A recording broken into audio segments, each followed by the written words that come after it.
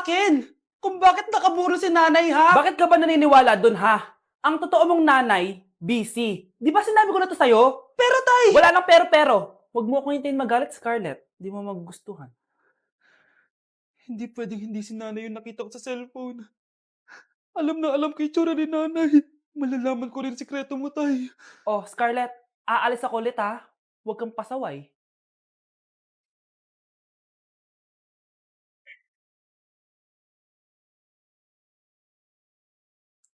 Nasa yung cellphone ko? Hello po. Pwede na po maklaim yung 10 million peso na galing sa insurance ng namatay niyo pong asawa. Insurance? Pasaway ka talaga? Pinatay mo ba si nanay, ha? Para makuha yung insurance niya? Hindi mo naiintindihan, anak. Napakahayop mo! Tatawag ako ng pulis! Itigil mo yan, anak! Nay, buhay ka? Oo, anak. Nagtago ako. Pag nagsumbong ka sa pulis, masisira lahat ng plano namin ng tatay mo. Hindi ko maintindihan. Ano nangyayari? Pinatay ko ang kakambal ng nanay mo. Para maniwala sila na siya talaga ang namatay. At makuha natin ng mga pera sa insurance. Sawang-sawa na ako sa buhay na to! Marami akong pangarap, anak! Gusto ko na gumanda yung buhay natin! Naririnig niyo ba yung mga sarili niyo, ha? Hindi ba kayo natatakot sa mga pinaggagawa niyo? Kung yayaman tayo sa maling paraan at sa paraan na magtatago ka sa pulis, Nay, itigil niyo na to, please! Please lang! Nay, kamusta na po kayo ni tatay? Eto anak, okay naman. Ikaw, kamusta ka na? Eto nay, malapit na ako matapos ng college. Sana paglabas niyo ni tatay, marami na akong ipon. Huwag kang mag-alala anak, konti panahon na lang. Magkakasama ulit tayo ng tatay mo. See you, Nay. Miss ko na kayo. See you soon, anak. Tama na. Ano to? Wala na namang ulam? Mahal, pangako bukas may kakainin na tayo. Sinabi mo rin yan kahapon. Paano tong anak natin, ha? Paano natin ito bubuhayin? Mahal, please, magtulungan tayo. Makakaahon din tayo dito. Ayoko na. O ito, ikaw na maghalaga niyan. Mahal, please, wag mo naman kaming iwan. Babalik na ako sa dati kong buhay. Sa buhay na nakakakain ako na masarap. Sa buhay na nakakapag-party ako. Sa buhay na prinsesa ako. Ayoko na ng gantong buhay. Mahal, please, babawi ako. Kaya mo na yan. At wag mo na ako gugulin, ha? Anak, pangako hindi kita iiwan, ha? Nandito lang ako para sa'yo. Hindi kita papabayaan. Okay, Mr. Ramon? Ma'am, tanggap na po ba ako sa trabaho? Sorry sir. Based sa resume mo, hindi ka pala nakapagtapos ng college. Ang hanap po namin is college graduate. Uy Ramon, mukhang galing ka sa interview ah. Natanggap ka? Hindi nga eh. Baka may alam kang pwede kong pasukan ng trabaho. Pwede ako. Sige, sabihan kita ha. Salamat Susan. Dami naman basura dito. Ramon, may hiring daw yung kakilala ko at pwede ka daw doon magtrabaho. Ha? Talaga? Sa wakas, mabibilin ko na lahat ng pangangailangan ng anak ko. May anak ka pala? Oo. Iniwan kami ng nanay niya dahil di niya kaya tong gantong buhay. Hayaan mo, hindi mo deserve yun. Wow, ang bilis. May pumalit na agad sa akin? Mali ka nang iniisip. Alam mo ba Ramon, nabibili ko na lahat ng gusto ko ngayon. Kumakain kami sa magandang restaurant at nakatira ako sa mansyon. Ha? Honey, tara na. Ipag-shopping pa kita mamaya. Baka malit pa tayo sa dinner natin. Okay, honey. Papunta na. At ikaw babae ka. Kung ayaw mong masira ang buhay mo, layuan mo yung lalaking yan. And oh, so far away.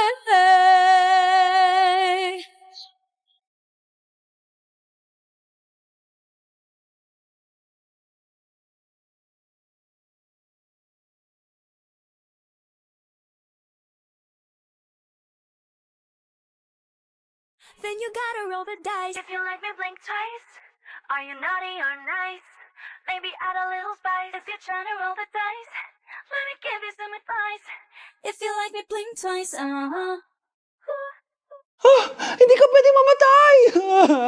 Pre, may kalaban sa mido. Habulin nyo. Defend nyo na yan. Bilis. Matatalo tayo nyan eh. Nasagasaan daw ng langgam. May ganun ba? Excited na ako kumain. Hala, magkikiss na sila. Ah! Let's go, guys! Ayan, malapit na! Yes! Panalo! Bakit ganun siya tumawa? Grabe, ubos agad. Wala na naman. Grabe kayo. Ako bumili tapos kayo kumain. Next time kasi, Nay, bilhin mo na lahat ng crispy patata sa supermarket. Sige po, madam. Hi, classmates! Namiss niyo ba ako? Oh, anong meron? Mag-review ka na rin, be. May long quiz daw. Excuse me? Hindi ko kailangan mag-review. Stock knowledge lang. Wow, stock knowledge. Spell mo nga. Watch and learn. Okay, class! Ready na ba kayo sa long quiz? Sana madali lang. Bago tayo magsimula sa exam, isa lang ang rule ko. Bawal mangopya. Are we clear? Opo, Yes ma'am. po. Okay. Okay, let's start. Get one whole sheet of paper. Ma'am, 1 whole po ba? Minus 10 ka na agad. Okay, class. Time's up. Pass your papers. Sana pumasa ako. Nakakalito yung bandang huli. Ano kayo magiging score ko nito? Eh, ikaw, Scarlett. Ako? Feel ko nga bagsak ako eh. Okay, class. Mag-a-announce na ako ng scores, okay? Hello, yun na. Cheska, 12/20. Munti ka lang bumagsak. Miguel, 14/20. Pwede na. At Scarlett, perfect! Wow, paano nagawa ni Scarlett yun? Grabe namang stock knowledge yan. Ma'am, may kodigo siya sa kuko niyo. Oh. Ha? Totoo ba? Scarlett, patingin ang kuko mo. Kaya pala perfect ka? Dapat bagsak na yan eh. Ang daya. Aba, bakit ako babagsak? Eh, ang number 1 rule lang naman ni ma'am ay bawal mangopya. May sinabi ba siyang bawal maglagay ng sagot sa kuko? Meron ba? Ba't parang kasalanan ko? May point si Scarlett. Pointless. Next time, kilalanin yung mga binabangga niyo, ha? Kapag pinirmahan mo to, akin na lahat ng mga kayamanan mo. Oh, pirmahan mo na. Tita, wala naman ako field trip, ah.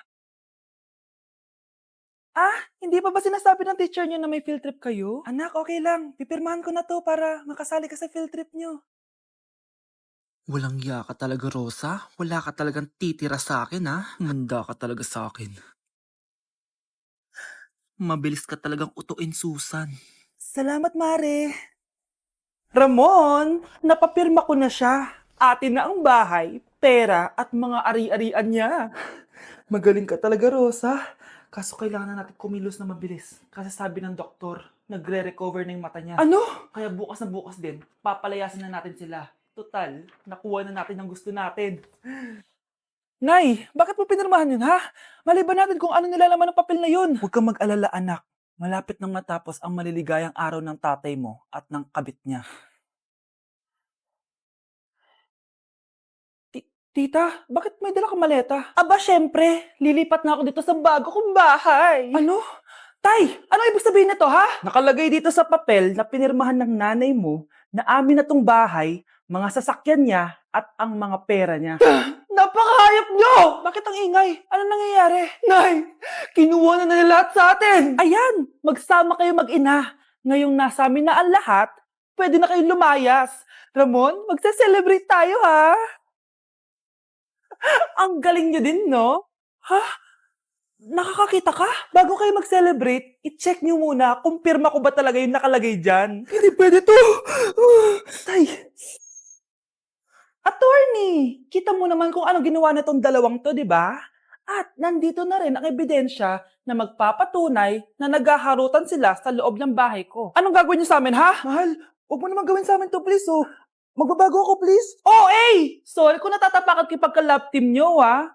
Arestuhin nyo na yung mga yan. Mag-celebrate kayo sa kulungan. Kayong dalawa, sumama na kayo sa akin sa presinto.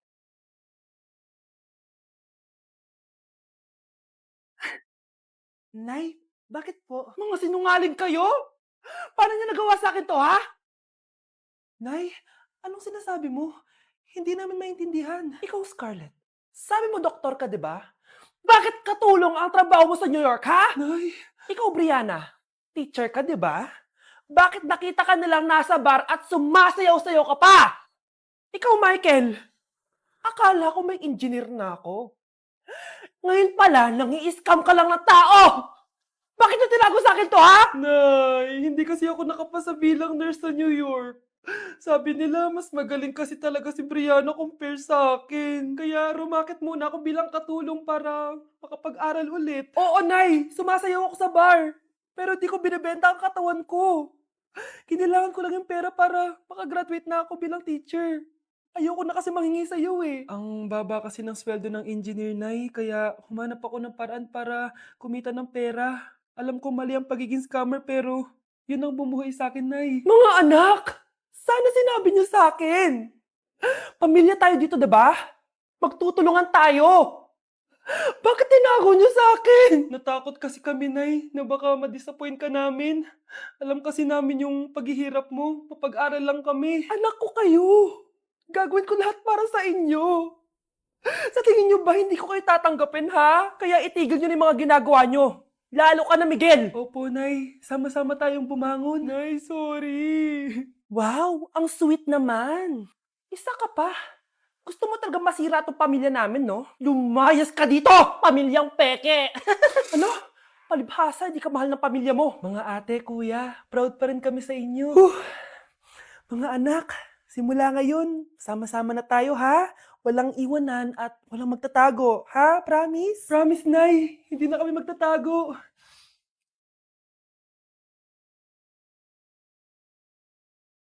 Ang isang 50% po ay mapupunta sa isa niyang anak. Ano?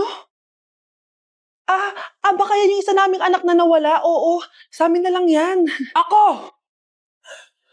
Ako ang isa pang anak ni Ramon.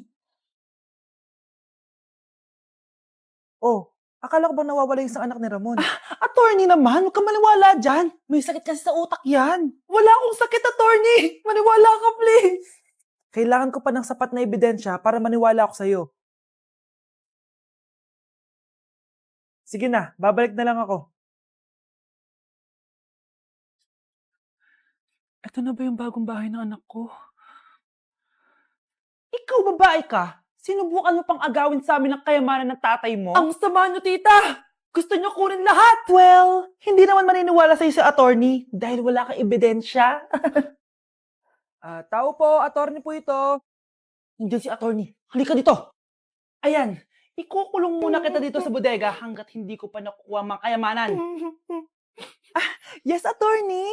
Hawak ko na ang 100% ng kayamanan ni Ramon. Nandito na ang titulo, papeles at cheque ng mga kayamanan niya. Ay! Salamat, attorney, ha? Scarlett, hindi ko na alam kung ano nangyayari sa nanay ko. Pero huwag ka mag-alala. Ako bahala sa'yo. Kailangan na matigil tong pinagagawa ni nanay. Tao po. Sino ka? Ako po yung nanay ni Scarlett, yung anak din ni Ramon. Totoo ba to? Pinagsasabi mong babae ka? Kami lang ang pamilya ni Ramon. Attorney, huwag ka magpaniwala dyan. Peke yan. Hindi to peke. Pwede mo ipacheck to sa attorney. Kaya ilabas mo na siya. Kinulong po ni nanay si Scarlett sa bodega. Ha? Anak?